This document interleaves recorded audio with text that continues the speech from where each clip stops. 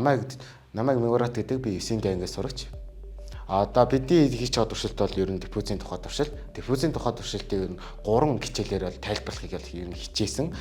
Хим, физик, биологи гэсэн 3 сэдвийг бол оруулахыг бол хичээсэн. Эхнийхээ туршилтаар болохоор бидэд химийн туршилтаар бол эхлэе гэж бодож байна. Химийн туршилтаар одоо хэрэглэгдэхүүн гэвэл одоо энэ нутагсан цэсийн сульфат байна. And бүхэл цэсийн сульфат энэ болохоор арай жоохон том талцтай цэсийн сульфат. Эднэрийг ижил температуртай усанд хийж гадаргуунд хэрхэн нөлөөлөхийг ер нь бидэд харах гээд байгаа. Одоо энэ гурвын цаасыг хийгээд үр дүнг харъя.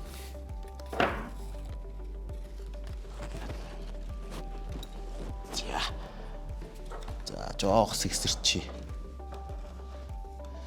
За ингээд энэ туршилт нь ер нь бараг нэг 20 минут орчим болж байсан болохоор бидэд халуун усыг ер нь ашигласан. Бүгдээрээ ижил температурт халуун усыг ашиглаад хийсэн байгаа. Одоо ер нь бол ажиглах юм бол энэ ч нунтгалсан цэсийн сульфат нь бол бараг уусж байгаа харагдаж байна хийхэд. Харин бүхэл болохоор ер нь ингээд хിവэрээ. Гэтэ ер нь ингээд бүхэл хിവэр байгаад байна. Энэ болохоор арай жоохон том талцтай нь болохоор ер нь нэг 20% чинь уусцсан. Гэтэ 80 орчим хувь нь бол байгаа харагдаж байна. Энд чи болохоор цэсийн сульфат маань бүхэл цэсийн сульфат маань одоо хിവэрээ байсаар байна. За энэ туршилтыг ингээд түр орхий. Дараагийн туршилтаар бидэд бас давхар хийгээ явчих гэж бодож байна. Энд чи болохоор одоо физикийн юугаар тайлбарлая гэж бодож байна. Энэ болохоор халуун ус, энэгээд хүүтэн ус, энэ ингээд тийм ээ тий. За ингээд бидэд уун бол термометрээр хэмжилт хийж үзүүлэе гэж бодож байна. За энэ болохоор ингээ хүүтэн ус нь 18 цай байгаа юм байна. Энэ бүлээн ус нь болохоор дээшлээд 20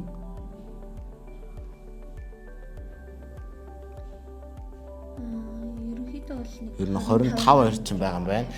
За хаав алуун ус нь болохоор нэг 60 цай байх хэрэгтэй да. Энэ нь бол халуун ус нэг 60 орчим 40% цай л байгаад. За ингээд ийм халуун үүдэн бүлээн гэсэн уснууд бол одоо хийх гэж байна. Бүгдэнд нь 2 туслыг хийн. 1 2. За ер нь бол одоо энэ халуун ус гэхэд бол энэ одоо аль хичээнээс эндээс эхлээд бол уусаад дээшээгээ ингээд өглөөд эхэлсэн байна. Бүлээн ус бол ер нь ажиглагдаагүй. Хүүтэн усийн мөн ч ихсэн ажиглагдаагүй. Одоо халуун усыг жоохон ингээд энэ гурыг сэгсэрч үзье гэж бодлоо. Яриа л их сэгсэрчлөө. За ер нь тэгээ халуун ус нь бол ер нь баг уусаад дууссан байна. Энд болохоор доор нь хүнсний бодог маань жоохон тунсан хэсэг бол харагдаад байна. Энэ хүүтэн ус нь болохоор баг уусаагүй. Энэ жоохон цэнхэр туяа орцсон байгаад байгаа. Ажиглагдаж байна. За бидний сүүлийн ярих сэдв болохоор ер нь биологийн талаас нь ярихаар болсон. Биологийг яаж харуулахаар болсон бэ гэвэл төмсөн дээр магний пермагнетийн төмсийг магний пермагнет дүрж хэрхэн диффузлэгдхийг ер нь ажиглахаар болсон. Тэгээд одоо төмсийг пермагнетад дүрхээр яг юу болохыг хандаарай.